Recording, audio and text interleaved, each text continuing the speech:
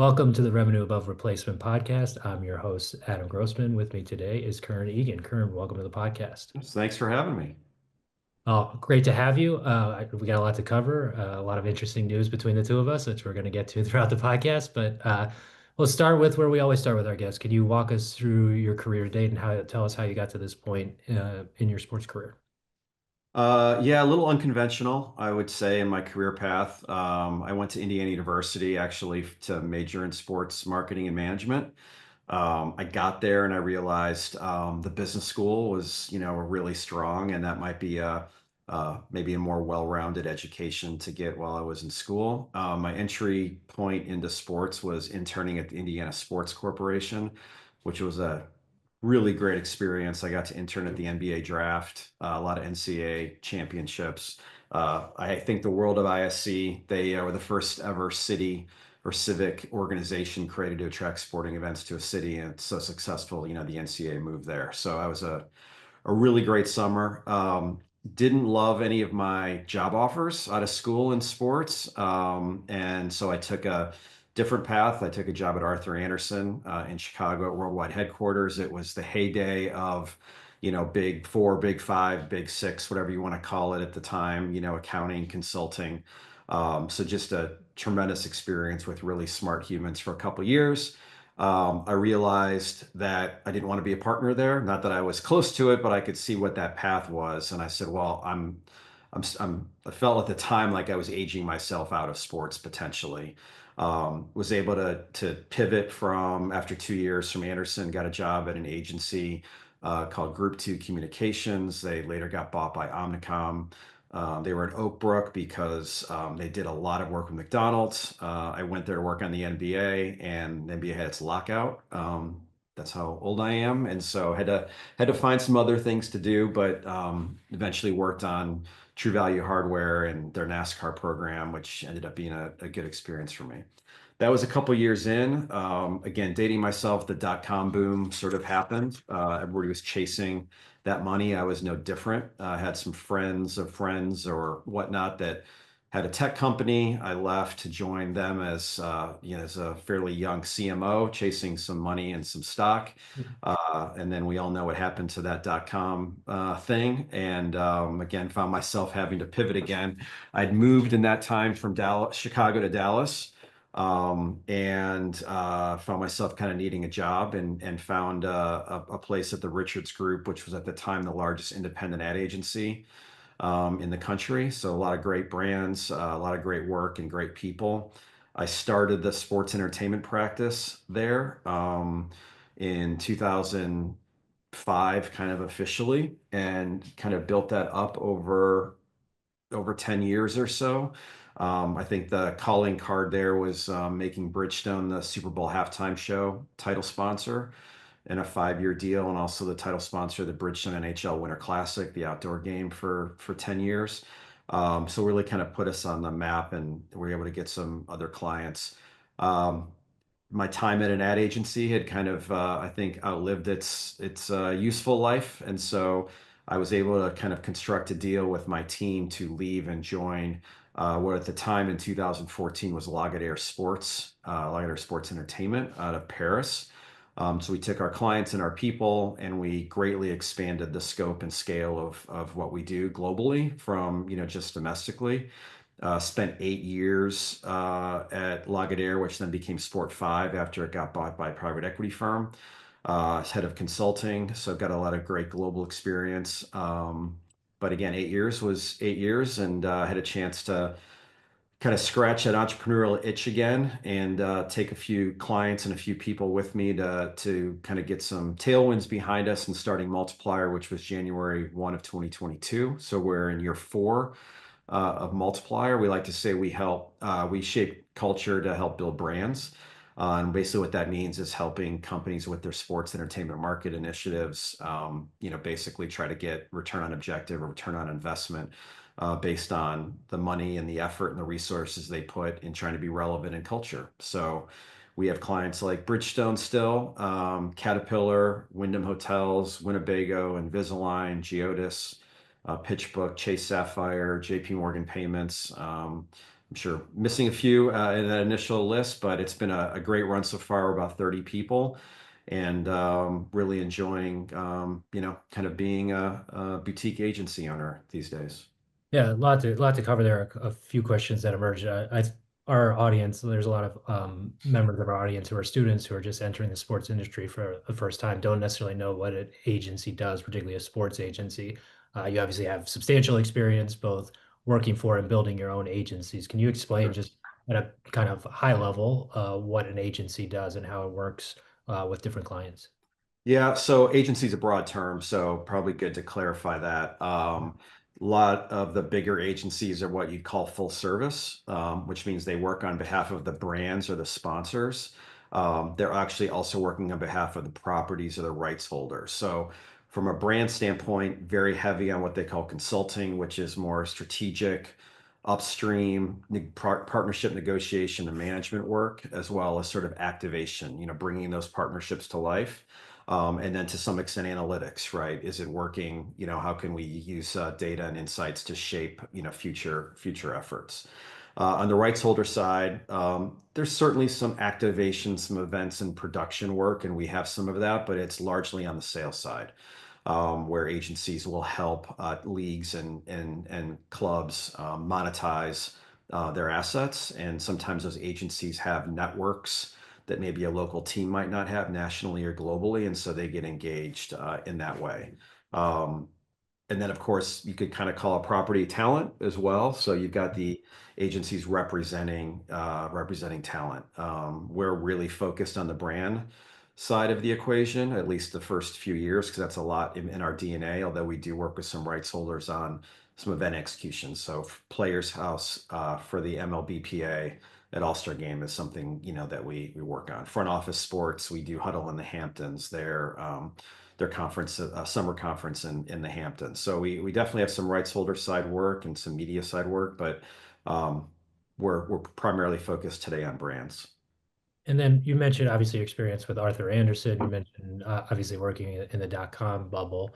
Mhm. How was your experience outside of sports? How did that shape your, at least your initial career path inside of sports, and how did that kind of set up your, future entryway into sports in a variety of different roles?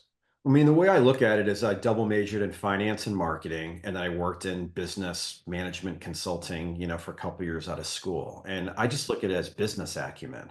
Yeah. And I thought it was a differentiator, or I felt it was. I still do. And I needed to find somebody or people or groups or companies to value that the way I did. I'll talk to students or younger people quite often that want to get into the industry. And there's a little insecurity around, well, I don't have that experience. Well, tell me what experience you do have, and let's see if we can extrapolate that to be relevant to what we do, because we can always teach you the more job specific things. And so I tend to value it, quite a bit. But I can, if I were to give you the other side of that coin, I'd say, especially out of school, Yeah. uh, intellect and ambition and curiosity are, always, and achievements are always, paramount. But a tiebreaker or something that can tip the scales is how much time and effort you've spent in sports leading up to this job opportunity. So you might look at two people and say, well, this person's life has been dedicated to getting this job, and this other person might be as good or better, but might just have just woken up one day and thought, hey, sports would be kind of cool to work in. Like maybe I'll apply for this job. And so that's a little consideration in terms of internships and how much time you've spent, trying to get into the industry. But I'd say overall, from an acumen standpoint, I tend to value general business experience a little bit more. And one of the things you've articulated also is an entrepreneurial kind of mindset, obviously, throughout the different roles. So, did that come from your, I don't know if you were naturally inclined to being entrepreneurial? Did that come from some of the experience? Obviously, you had the experience with the dot-com stuff, but Yeah. uh, did that come naturally? Is that something you kind of worked your way into, or is that something that, those opportunities kind of presented themselves and you took advantage of it, or some combination of both?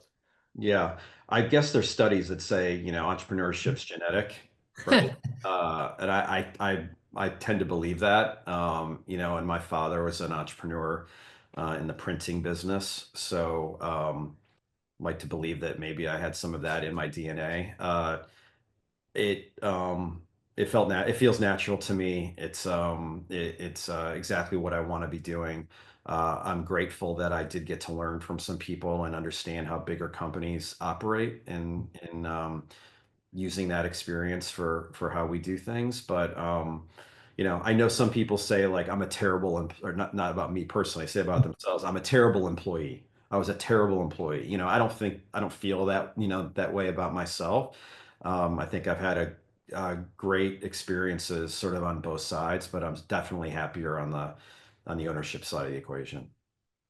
No comment on my side about being a terrible employee, but um, but you mentioned working for a bigger company, so we can start with the Richards Group, like you said, at the time was the Sure. biggest ad agency in the world. What was it like to work there? Particularly it's sports and entertainment housed within a larger, or sports specifically housed within a larger ad agency. What was it like there, and what were some of the key learnings you got from that experience? Yeah, it was the largest independent agency. So Independent, right? there's definitely other bigger ad agencies. So my story about that is that when I worked on McDonald's while I was at Group Two, I realized that my client was more the ad agency account director than the actual people that worked at McDonald's. Yeah. And I was like, oh my gosh, I had no idea. The brand slash ad agencies are at the tip of the spear strategically for these brands. They're driving or collaborating on driving everywhere that brand is going. And sports just happens to be an outlet. It happens to be one vehicle for it. And I thought, well, that doesn't feel good. I worked really hard in school. I had a great job out of school, and I thought got paid well for what I could contribute, and like to be kind of reporting to like an ad agency account director kind of felt strange to me. And I desperately wanted that knowledge. I wanted to know how CMOs were thinking, how they were leaning on their agencies, how strategies got developed and executed. And so I was very grateful to be able to go do that at an ad agency. I actually worked on as an account person on Motel 6, which if you I don't know if anybody any listeners that are too young to remember Tom Bodett, and we'll leave the light on for you, but it was named one of the top 100 campaigns of the 20th century by Ad Age. So it was kind of a prestigious account to work on. So I learned all kinds of things about the marketing mix outside of sports and entertainment. And that was, I thought, really valuable. And I try to carry that through today with our team, which is don't be the sports marketing expert, be a valued marketing partner and understand how the marketing mix is working, where the brand's going strategically. And sure, execution wise, you have a certain swim lane, but don't wait to take orders, from others. Be thought leaders, with our clients and with other agency partners. It just so happens we'll go dive into a particular communication channel as will others as things go on, but strategically, really try hard to sit at the right hand of the CMO and not too far down the food chain.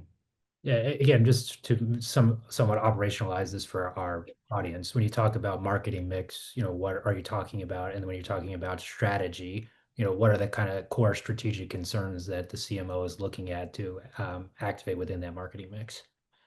Yeah, well, I think first you have to have a brand foundation. Every agency has similar structures and different names. The one I worked at had, they called it spherical branding.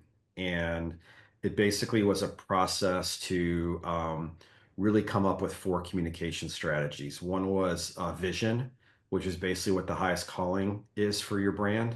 One's positioning, which is kind of the intellectual side. Like, what's the rational reason for a consumer to choose you? And then you have affiliation, which is what club am I in when I'm joining, or when I'm consuming or participating with this brand. You think about somebody walking down the street with a Walmart bag versus a Neiman Marcus bag. You're going to think something differently about them, right? They're in a different club based on where they shop. Same with golf versus, NASCAR, right? So you think really hard about that. And then personality, tone of voice, how do you show up? So there's a lot that goes into that, a lot of category research, a lot of consumer research, a lot of competitive research to eventually try to come up with that structure. And then through that, you've got to then manifest that structure through your different touch points. That gets into the marketing mix of what is the best way to reach and be relevant to this audience. Back in my Motel 6 days, they called it through the windshield, which was most stay decisions were made kind of spur of the moment from the road. So radio at the time was incredibly important. Out of home, was incredibly important. So there's different consumer insights that'll help guide, your communication channels. But one really relevant place that sports and culture plays is that brands eventually have to figure out a way to add more value and be more meaningful in people's lives than just advertising value propositions to them, day in and day out. And that's where they start to turn to culture, which is what does my audience care about? What are they passionate about? Where are they engaged? How can I play in those places? And they find out really quickly that being an advertiser there only gets you so far. And to really unlock the value of those passion points, you've got to figure out a way to add value, to that experience. So cultural marketing, sports entertainment, will oftentimes find itself as a valuable aspect of the marketing mix, along with more traditional digital, social, mobile, TV, radio, print, podcasts, et cetera. And, and maybe we'll come back to all of those because that's a lot that you just said in a row, and there could be different strategies for all of those. But Sure.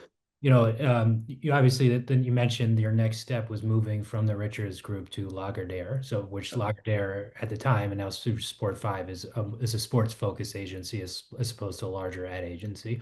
Yeah. Why decide to make a move, and what were some of the differences you saw just in terms of having that different perspective that you immediately saw when you made the transition? Yeah, I think it was twofold.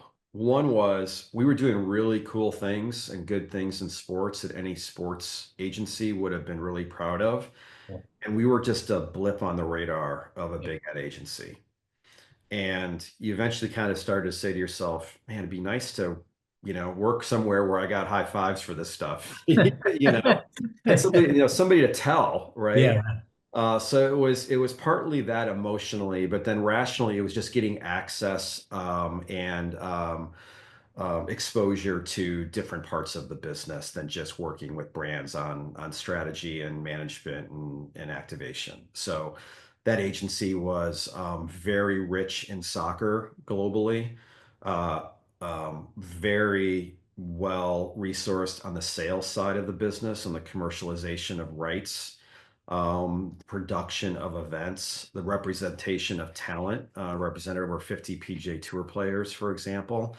So it was basically we got to plug in what we do into that full service ecosystem that I had mentioned earlier.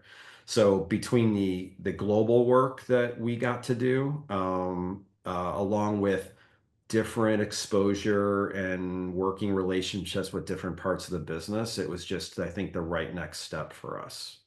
And two things from that perspective. One, a question we get a lot, even from students, is the difference between global versus domestic work and some of the considerations. And obviously, given Lagardère now Sport 5 has this global reach, what did you see as, obviously it's a very broad question, but differences between global work and global partnership work? Understanding it can vary across geographies, but are there consistent themes you see from global work as compared to domestic work? I mean, there's definitely not enough time to cover all of those differences. They are wide ranging. That's They would start with just the cultural differences on doing business, where it doesn't have anything to do with our industry. It's just what any business would encounter. Japan versus Germany versus France versus the UK versus Africa.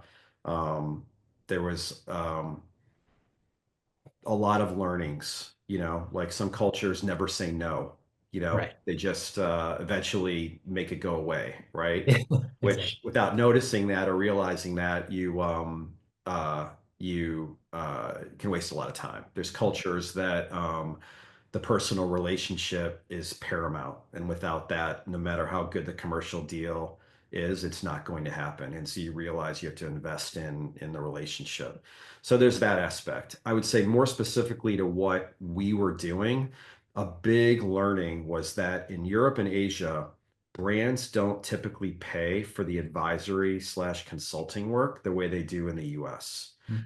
They basically have sales agencies pitching them ideas, and they get paid, on the transaction, and their services, are oftentimes included in the, commission they're getting on that transaction.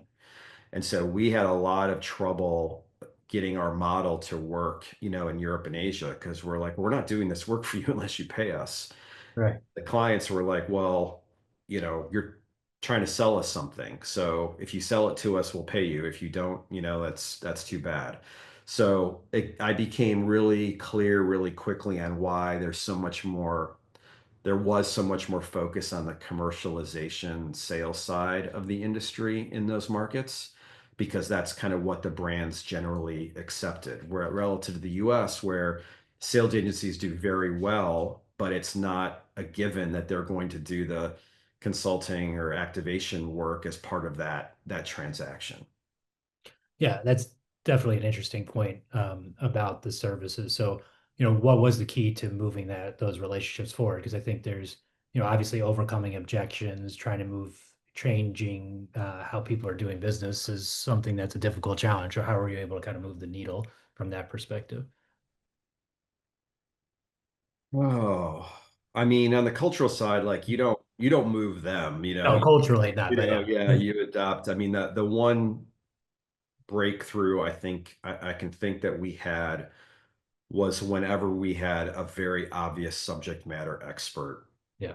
that with the authority to break through any cultural differences or economic, structure differences. Yeah. It's like you need this person and this is how this is going to work. So I would say, like, if I think about like Bridgestone in the Olympics, when we went to Japan and we were able to compete and win that business, that was a current client of ours in the US, not globally. Yeah. And certainly our relationship was the entry point, but we had no one in Japan, right, at the time. But what we did have was very strong Olympic experts that were very obviously authorities and leaders in this space that gave a lot of comfort and confidence, to the client, that allowed us time to adapt to how they wanted to work and to staff up in the regions, including Japan, where we needed to have a team. So I always think that crutch of like, well, we have the right person or we have the right team, gives you some flexibility. If you're on par with others, you might just never get through. You might just lose culturally, on some other data point, for those brands. But it's definitely like I said, a way to break through some of those challenges when you just very obviously had, the right expertise to bring to the equation. And then another question from that experience is, you were building, well, Sport 5, Lagardère had, part of the reason I keep saying is there was an ownership change while you were there of the agency. And Yeah. at the same time, you're trying to build a business, Yeah. obviously a brand, marketing, brand consulting business. So one, just look, what were some of the learnings for building the brand consulting business? And two, as the agency and things around you were changing, obviously you were having to adapt to a changing environment. So how was it, working in that kind of a variable or dynamic environment? Yeah. Well, first of all, the management or ownership changed happened in April of 2020. Yeah. If Oh, you remember wow. what that was. Yeah. Oh my goodness. I didn't even realize that. Yeah. Wow. That's Yeah. unbelievable. Yeah. So culturally, even though Lagardère was Paris based, it had bought one or more very large agencies in Germany, including an agency called Sport 5. So I would feel as much German or more German presence than French, most of the time.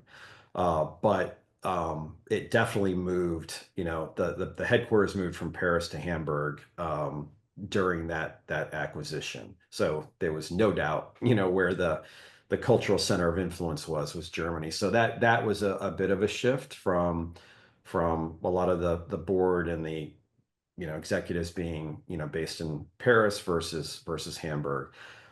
Never had to deal with the transition very much because one of the pandemic, nobody from Europe could travel, you know, Yeah. never met them, right? Yeah. A year would go by, the year went by and didn't even, you know, hear from anybody because they had other things to, you know, attend to. So I never really felt, or I could not speak, you know, very intelligently about the transition because as that finally started to get implemented in the US, we were leaving. So, you know, the only thing I'd say is it was a unique experience. You know, I don't know, the stats say 50% of spend in sports is globally is based in the US. Um, and basically every agency is US based that expands globally. And this was the reverse, right? This is a very Eurocentric company that expanded to Asia and then the US. So it was certainly a different experience to be working in sports and be sort of, you know, I think the Americans are very used to being seen as the leaders, you know, in this space. And in that particular culture, you know, leadership, you know, happened to be in other continents. And then you obviously just alluded to, you talked about it in the introduction, but Multiplier, right? So when did you, or what was it like to go from obviously a larger agency to starting your own agency from scratch, particularly, COVID obviously was still, is still around, but like, what was it like to make the decision and what was it like getting the agency off the ground? Yeah, I would say always have to start with client trust, and none of this happens without those relationships. I probably don't go to Lagardère without our clients when we were at the Richards Group saying, yes, we trust you. Let's go. Um, don't know if I start Multiplier if I didn't have clients that said, hey, you know, you've done this before. We trust you. Let's go. You know, so that is I have to start there because that gave me and my business partner Dave and the rest of our team flexibility to go do some of these things. The remote thing or the pandemic thing was interesting because we basically shut down our office here where I am in Dallas. So being on Zooms with my team and our clients was normal in January 1 of 2022. Yeah. And so we thought, this is great. We don't need to spend money on an office. You know, let's use that to invest in other things. Then we don't have an office. And so when we're recruiting new people, we're not landlocked geographically, which drastically elevated the talent pool we were able to tap into. Um, and then what happens is you don't have scale any particular place because every time you've had a job opening, you've canvassed the country and picked the best person. And so I believe on balance, the post-pandemic remote culture has served us very, very well. That said, as we're getting bigger and, you know, as I get set in my, you know, more traditional ways, having been in this business for 25 years or whatever it is, I'm feeling like, you know, a home base would be great for the company. But I would just say, like I said, on balance, it's been a net positive for us. And then some of the things that I get asked about with Block Six is like, like literally, how did you start the company? Like, how'd you come up with the name? How'd you come up with the branding? How'd you come up with the brand values? What were some of those initial thought processes Mm. like to do that? So the name came out of a conversation, you know, with a friend who ended up joining us on day one from a strategic and creative standpoint. I believe I came up with the name, but he shows me emails that maybe he did. I'm not sure, but essentially my recollection is I always felt like culture was like a great multiplier for brands investment, you know, into an audience. Like if you got cultural relevance right, you should be seeing a multiplying effect on your dollars versus just straight advertising spend. So that's basically the impetus for that. We rushed a logo out the door because we needed to, that we pivoted from after a year and a half or so. But I like your question about values, because that's something I think we got right, or I'd like to think we did, which was we didn't start thinking about that until, somebody correct me if I'm wrong, but maybe a year in, which allowed us to basically say, who are we versus who do we want to be? Mm. And there's a little ambition, you want a little ambition in your values, but I felt they were much more authentic when we developed them, which is caring, helpful, curious, and entrepreneurial. Those are the four. Um, because it was a little bit based on our experience with the team and what was making us successful and what we wanted to hold on to versus what a vision was. Um, I'm a tinkerer, and I spent 11 years in an ad agency, and so I'm gonna and continue to tinker and evolve and continue to look at the best ways for us to express ourselves in the marketplace, versus saying, "Hey, we did this once, and that's going to be 10 years." I'm a little more antsy than that, I think, on how we express ourselves. So there's been a few iterations more to come, and I'm just constantly looking to evolve, how we position ourselves and express ourselves to the industry. And then as the agency has evolved and grown, what are some of the lessons that you've learned as you continue to scale up and grow, either values wise, business wise, client relationship wise, or how you win in the marketplace? Yeah, I'd first say, I'm much more of a systems person than a goals person, and I think it was Atomic Habits, that book, that really felt like gave me permission to say that. I've worked in companies where there has to be budgets and goals, and you are endlessly engineering towards those, and I have not found those to be the most productive environments. Um, People ask me the 5-year plan of Multiplier, and I have absolutely no idea. What I do know is we want to build the absolute best environment we can for our team. If we do that, we will attract and retain the absolute best in our industry. If we have those people, we will attract and retain the best brands. And with those clients, we can hopefully set ourselves up to do the absolute best work.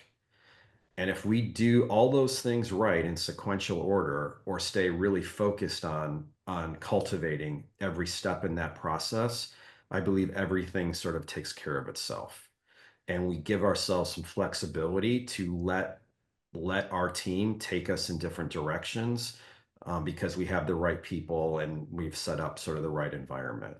And so I'm sure that we're teasing our relationship here a little bit, but like, you wouldn't have been on our 5-year plan, right? But opportunistically, we were able to engage with you in a conversation and hopefully create an environment that you felt good about, that then made something happen, right? And I think that's a lot what we're about. Um, I'm not sure if I thought there was like a two-part question there, but that was something Well, about. yeah, you've maybe usurped me in the podcast hosting role, and maybe you need your own podcast because that is exactly a silky segue that I was trying to make a transition to is into investments, and clearly the first before investment in revenue over and above replacement or ROAR, which is the entity that I launched. You made investments and you made venture investing part of Multiplier. What was the decision process to do that and invest in other companies, and then we'll get into ROAR from there.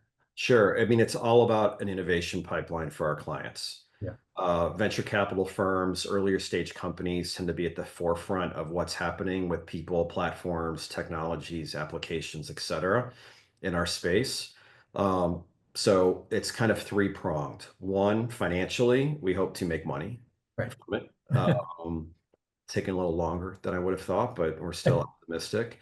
Two is networking, right? These founders, these venture capitalists, these employees at these earlier stage companies, are building the next, ecosystem for our industry, and so to be on the front lines of that, relationship building, we think is very valuable. And then at the end, it's like I said, the insights and innovation that come from that. What are we learning? What are we on the forefront of seeing that makes us more valuable to our clients as they look to, be more and more innovative. And so Sapphire Sport Ventures, Elysian Park Golf, in partnership with the PGA of America. Those are two great relationships that have opened up a lot of opportunities for us with their portfolio companies and opened up some direct opportunities as well, like with Overtime. I'm not sure Overtime would have been an investment opportunity for us had it not been for our relationship with one of their big investors, which was Sapphire. So put your money where your mouth is, and I think we can credibly talk about how much we care about innovation because of the amount of capital that we've invested in it. And then that goes to the last point of what we want to talk about, which is obviously a decision that Multiplier and you made to be the first strategic partner and investor into Roar. So, obviously I have my perspective. We've shared a bunch of stuff now on LinkedIn. There was obviously when this podcast publishes, Terry Lefton will have already covered the story about Roar, and we've put our official announcements out in LinkedIn. But from your perspective, why Roar? Why Roar? What do you think Roar can do to help Multiplier grow, and why do you think it was, the right decision for you guys to make? So, analytics has always been part of what we've done, but I've been really pleased with our progress in that space with our current capabilities. We have a group called CADI, which is CADI, Cultural Analytics, Data and Insights. And that team has just been doing really, really well. And I'm really proud of how they've evolved and how accepting the clients have been and wanting that expertise in our value proposition. So I'd say at first glance, like this is going well. How do we lean more into this? Yeah. Again, being really focused on lots of different parts of helping brands, I don't know that we could scale um, just person by person that kind of capability to fully take advantage of the revenue opportunities that come with it. And so when you and I got a chance to get together, I mean, I obviously remember you from your Block 6 days and clients that we've been able to, get you into, and how impressed people that I've worked with have been with you and your team. Um, and hearing the value proposition of Roar, I thought of two things. One is, um, can this make our current offering even better in terms of Katie on the brand side? And then two is, does this get us into a lot of new conversations on the rights holder slash property side in terms of unlocking revenue streams, doing the, as you say, the evaluation and valuation. So I'd say number one, people, and I have a lot of respect for you and what you've accomplished in the industry. So I think it gives us some immediate credibility. And then two is just the subject matter expertise that can scale, help us scale faster than what we could do sort of internally and organically. Well, if students learn nothing else, flattery will get you everywhere. And I appreciate everything you said about me. And I agree. And part of what was interesting about this is, right, like you're saying, is the overlap of culture, and right, creating an environment where people want to join and be a part of, which is I've felt since our initial conversation and from our initial interaction.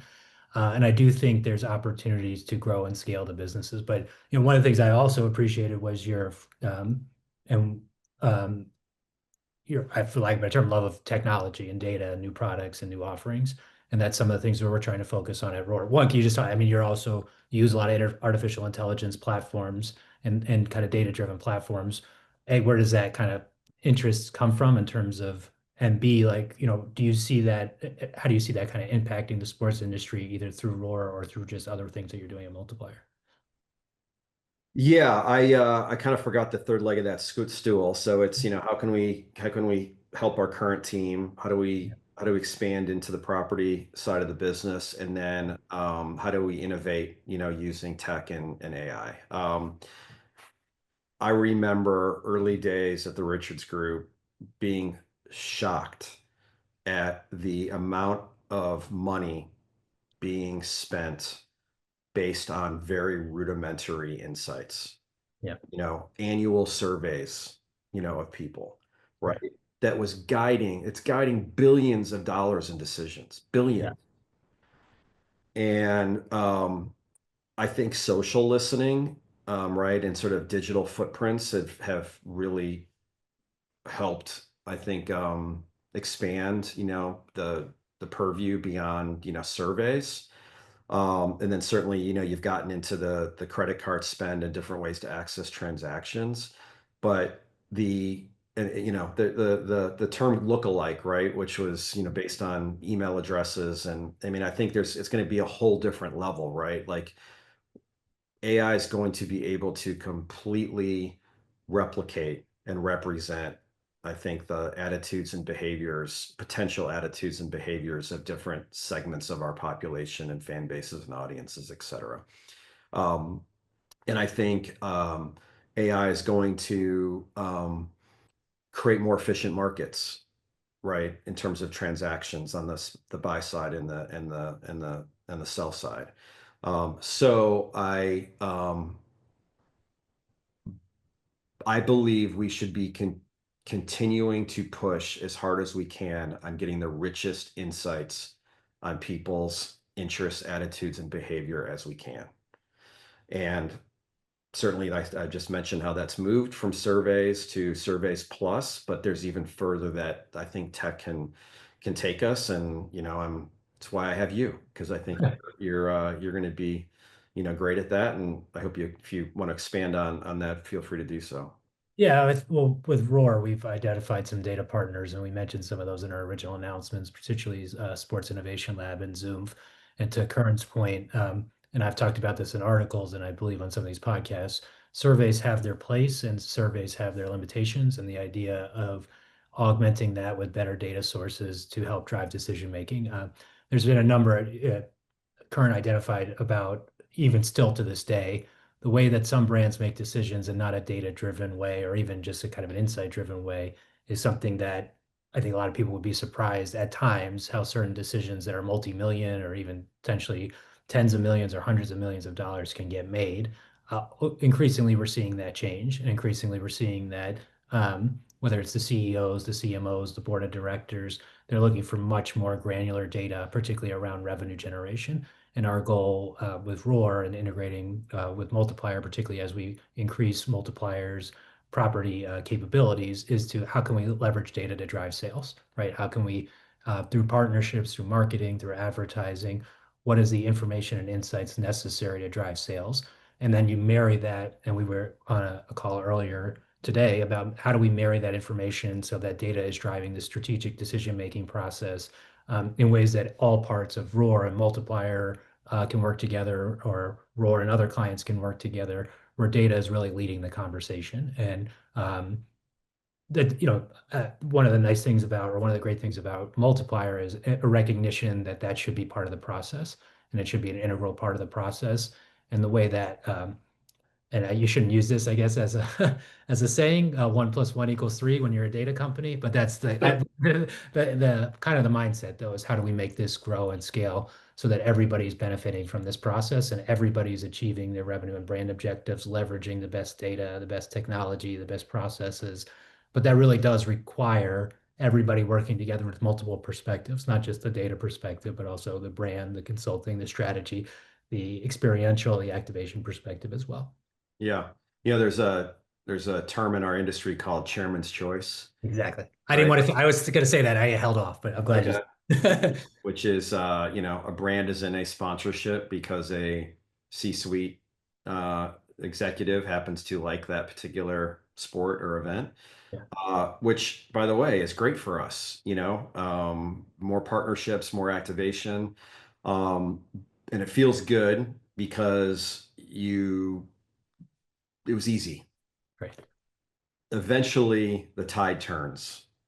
Yeah. Management changes, budget scrutiny, and you really wish you had solid data to lean on, either in terms of why you made the decision in the first place or how it's working.